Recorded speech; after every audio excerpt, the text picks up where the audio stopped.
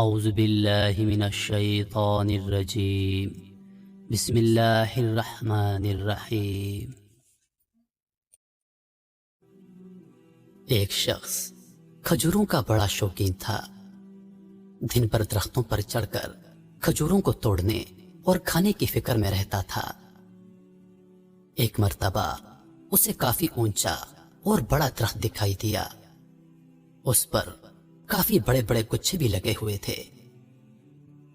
اندھے کو کیا چاہیے، 2 آنکھیں۔ اسے من کی مراد مل گئی۔ آؤ دیکھا نہ تاؤ، گلیری کی طرح درخت کی چوٹی پر چڑھ گیا۔ جی بھر کے کھجوریں کھائی اور پھر گھر کے لیے جمع کرنے لگا۔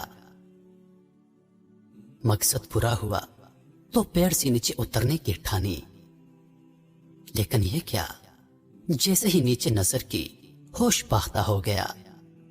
پیشانی پر پسینے کی بوندیں نظر آنے لگی، ہاتھ پیر تھر تھرانے لگے۔ اس نے تصور بھی نہیں کیا تھا کہ وہ اتنے اونچے پیڑ پر چڑھ چکا ہے۔ اب کیا کرے؟ وہ آج سے پہلے کبھی اتنے اونچے پیڑ پر نہیں چڑھا تھا۔ اس نے رونا دھونا شروع کر دیا، چلایا کہ یا خدایا میری حفاظت کر، مجھے خیریت سے نیچے اتار دے۔ اگر میرا ہاتھ چھوٹ گیا اور میں نیچے گر پڑا تو آج میری زندگی کا آخری دن ثابت ہوگا۔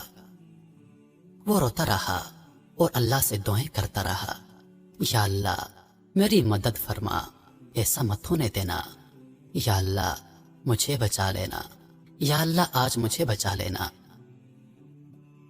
پھر اسے ایک انوکھا خیال آیا۔ اس نے ایک منت مانی کہ یا اللہ اگر میں آج نیچے خیریت سے اتر گیا تو پورے 500 روپے کی نیاز پیش کروں گا، یہ میرا وعدہ رہا۔ اس وعدے نے اس میں کچھ ہمت پیدا کی۔ وہ دھیرے دھیرے نیچے اترنے کی کوشش کرنے لگا۔ آدھی دوری پار کی تو ہوش کچھ قابو میں آئے۔ دل کی دھڑکن میں افاقہ ہوا، پیشانی کا پسینہ خشک ہونے لگا۔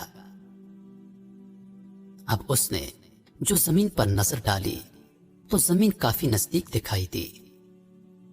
اس نے اپنے دل میں سوچا، میں ایسے ہی مرا جا رہا تھا، یہ کوئی اتنے زیادہ خطرے کی بات تو نہیں تھی کہ 100 روپے کی کھجوریں کھا کر 500 روپے کی نیاز کا وعدہ کر لیا جاتا۔ خیر پھر بھی نفع نقصان برابر والی بات پر عمل کر لیتے ہیں۔ 200 روپے ٹھیک رہیں گے۔ اگر میں خیریت سے نیچے اتر گیا تو 200 روپے کی نیاز پیش کروں گا، یہ میرا وعدہ رہا اللہ سے۔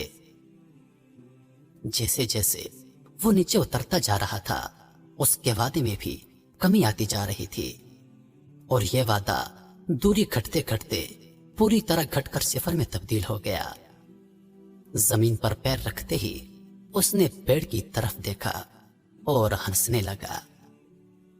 اس نے کہا، پیڑوں پر میں نہ جانے کتنی مرتبہ چڑھ چکا ہوں اور کتنی مرتبہ اتر چکا ہوں، پتہ نہیں میں آج اتنا کیوں ڈر گیا تھا، یہ کوئی خطرے جیسی بات تو نہیں تھی۔